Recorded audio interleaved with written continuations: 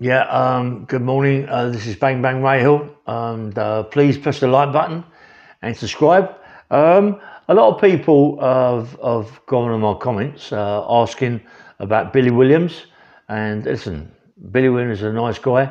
I've known Billy Williams when he was out of prison, not so much in prison really. I've known him twice in prison, but I'm known more so outside of a Kentish town, Canham town, or one of them places, yeah.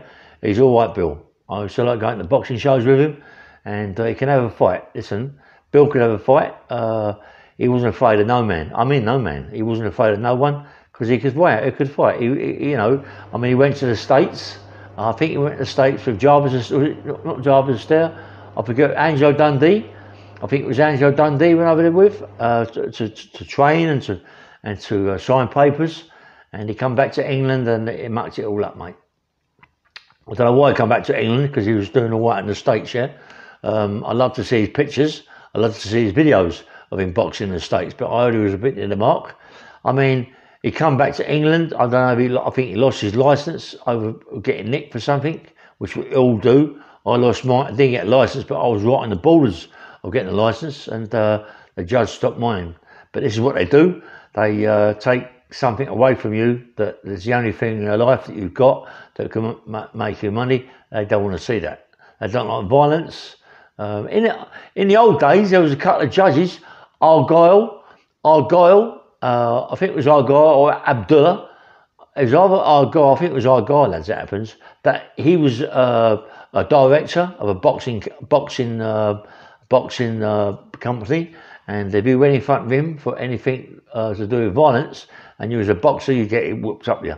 But if you get in for something silly, and you was a boxer, he'd stand up for you and get you released, yeah? He was a good man. Argyle or Abdullah, one of them two judges.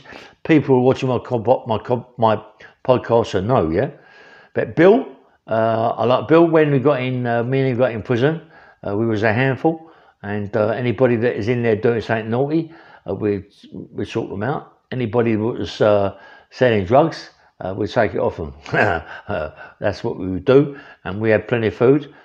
I mean, I'm on about Wandsworth. I'm on about a place where you could go and see no food. That's what Wandsworth was like in them days.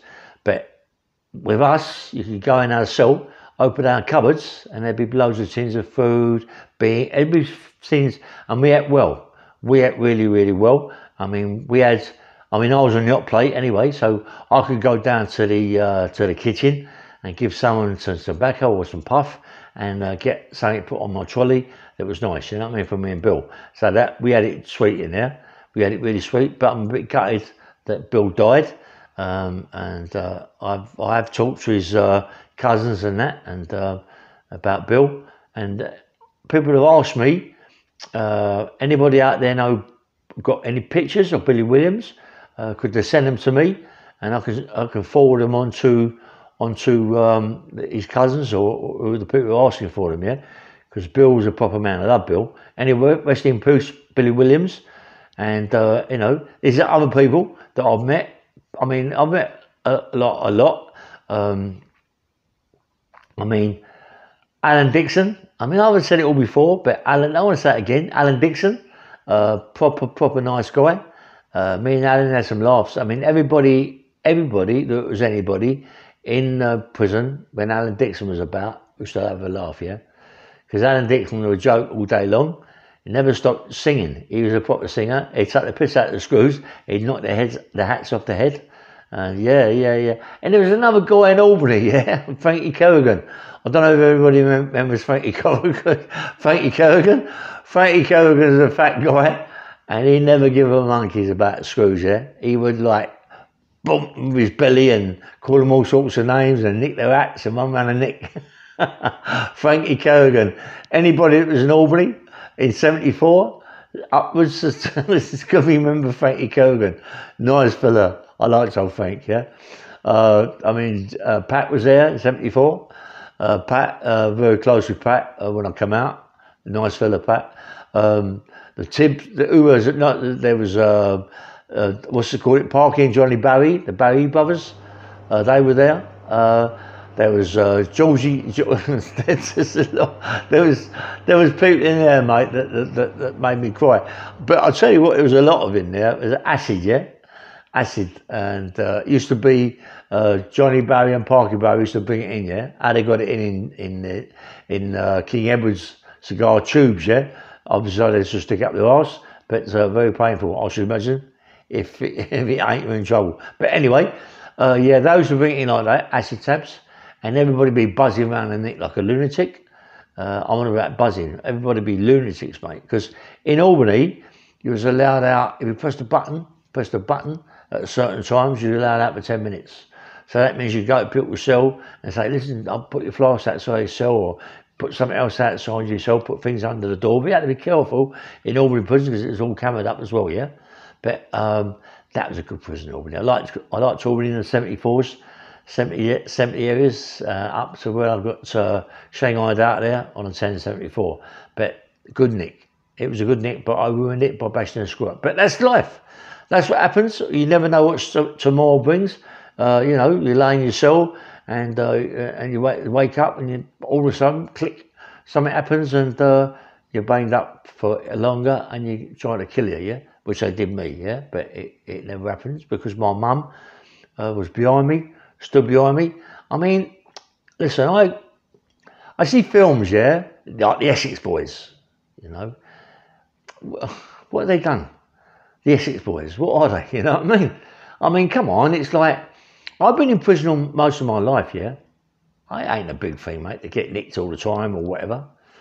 But I've met a lot of people, 26 and a half years, and I've done lots of things in my life. But what have they done? What have they done? Tell me. Tell me what they've done. They made big films about the Essex Boys. What have they done? What did they do? Tell me. They ain't done nothing, mate. You wait until, listen, you wait until you see my book, yeah? You're going to go crazy. I could make a film, yeah, that'd kill their film, yeah? They ain't got a chance. They ain't got a chance. Listen, Essex Boys, no chance. I never met them, you know? I never met them, and yet I was always over Essex. Mickey Gooch, Essex, Chigwell, Essex. I mean, you know, always round them areas, Buckhurst Hills. I never met them, never even heard of them before.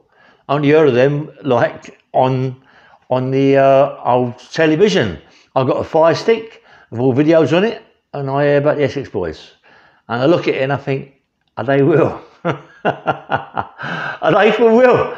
Oh, what? It's a joke. And, you know, like things they've done, you know, like going into a cafe or whatever it was and bashing the guy out behind the till and nicking his money, you know what I mean? And is that,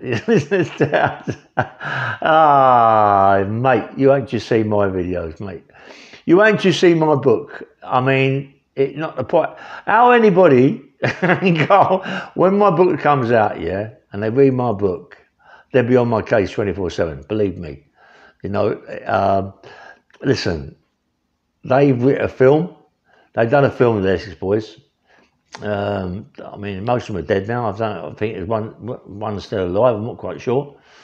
He does a lot of speeches. Fair play to him, he's earning money. Good luck to him. You know what I mean? Why not, you know? They've done a lot. They've done a lot. They ain't done nothing, really. What's one of them got? 5 years? And come out of big time Charlie Potato, big gangster. Looked after a few clubs. I looked after a lot of clubs. I looked after lots of clubs, and you know. But I mean, I got a big name. I got a big name too, and the people I work with have got a bigger name than the Essex Boys. And I mean, Blundles, Billy Blundell, Eddie Blundell. I mean, look at them, the Blundles. Fuck me, mate. Bill. I mean, me and Bill in the Maidstone. Good people, Bill. Good person, mate. Billy Blundell. Wasn't afraid. Didn't give a monkeys about anybody. They were a different kettle of fish. Eddie Blundell, Billy Blundell. Come on, you couldn't muck about with them. They were dangerous people, mate. Essex Boys. Come on, please. And then he got. I mean, Billy Blundell told the Essex Boys to behave themselves. Yeah. Because they'd be in trouble. I mean, come on. Listen, me and Bill. I mean, when I come out of prison, I went to see Bill. Went around his house, and he had a big boxing ring in his front room. Me and Bill got on really, really well. I like Bill. I did like him. He was a good little fighter. We used to have a few rounds in Maidstone, you know. But one of my best mates in Maidstone was a guy called Ricky Curley. I like Ricky Curley, mate. Ricky Curley, fit guy. Fit guy, little hair lip, but fit, mate. Could box. Me and him used to spar 24/7. Well, not 24/7, but we used to spar in the gym. I was getting a few rounds with Bill. Bill was very short, and Bill could put it together, all bobbing and weaving like a bit of Mike Tyson, all bombing punches, and he could bang. You know, I liked but it was only tiny. But when they're tiny, they come over the top, don't they? You know what I mean? And we had a few rounds. I had quite a few rounds with my mate. I like Ricky Curley, mate. He was a diamond. He was a Medway. Was it Medway or something like Medway? I'm not quite sure. I think it was Medway. And I liked him, mate. Me and him was around each other 24/7. I think he was the one that broke the fight up between Bill and Pat at Maidstone on the yard. I don't know what happened there. I mean, I was with him at the time, and you know, it is what it is. And he broke it up. You know, he broke the fight up, and that's what it was. I mean, them two have had loggerheads, Pat and Bill, for a long time. I mean, come on, they both have big firms, big companies, and you know, that's what happens. You know, and anyway, so I just let them get on with it. You know what I mean? Get on with it, and but I like Pat, mate. Pat was a diamond. Me and Pat, when I was in Albany with Pat, I was just training with him quite a lot, and I was getting him doing the old curls, and he got quite big. His arms got massive. His arms doing the curls. Fit. I mean, I used to call him the antelope. When he used to run with his legs very high, like an antelope, and he was fit, mate. Pat was fit. I mean, he's one of the fittest guys that I know. Me and him fell out over something, I don't know what it was, but we fell out. But he was the nicest guy, one of the nicest guys I've ever met. I mean, I was with Mickey Gooch, and you know, I mean, Mickey Gooch at that time was something. Well, it's just I used to be his bodyguard. You know what I mean? And nice guy, mate. No one could touch him. Nobody. I didn't give a man who they were. No one could touch Mickey, mate. They touched Mickey, they touched me, and it would be off, yeah. And I liked old Mick, and I liked his wife Kathy, and his little girl Danny. I mean, his wife Kathy, yeah. Little Danny's bedroom was like a palace. It was like, I went, my God, it was all lace and pinks and blues and greens hanging from the ceilings, and it was like unbelievable, mate. Her bedroom was absolutely, she's stunning little baby. I think she's married now, Danny, young Dan. But Mickey Gooch, I loved him, man. I loved him. I loved Kathy. I mean, lots of things have happened between Kathy. I mean, when the bulldog, and she didn't like the bulldog, and it was found in the swimming pool. He drowned Kathy. You killed it on her. Anyway, I like Kathy. I like Mickey. I love Mickey. And there was a lot of people that I had the best times with ever, mate. You know what I mean? I mean, it's not, you know, about just in prison. It's about coming out. You know, coming out of there. Like Harry Haywood, Billy Haywood. I mean, Bill, I was in Mason with Billy Haywood. Billy Haywood, proper gangster. And do you know what? He was just a nice guy. He used to train a hell of a lot. He used to run a hell of a lot. Just a nice guy. You could walk around the yard and have a proper conversation with him. Nice. There was so many in there. Bobby Dixie, another one. You could walk around the yard and have a conversation with Bobby Dixie. Nice fella, Bob. I mean, I met Bob when I come out. I was in Power Joey's, and I was dancing. All right, Bob, how you going? He said, all right, mate. He was up with 4 or 5 people, and I ain't seen Bob for years. And it's nice to see him, innit? You know what I mean? And all them time, I mean, me and Bob had a few words over a certain thing. We had a little fight there with someone, and Bob was going to kill me. You know what I mean? Bob said he's going to stab me to death. Him and a guy called Freddie Lloyd. I know how you going, Fred? Freddie Lloyd as well, nice fella. I think he's still alive, Fred. But you know, I mean, Pat was there as well. Pat.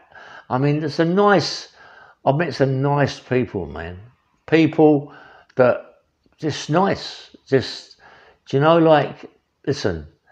People say people are gangsters. Doesn't matter if a person's a or what he is, right? You know what I mean? But it's still Ricky Curley, gangster. You know, or whatever he was, the enforcer. There's a lot of enforcers going about that people go, oh, but nice people.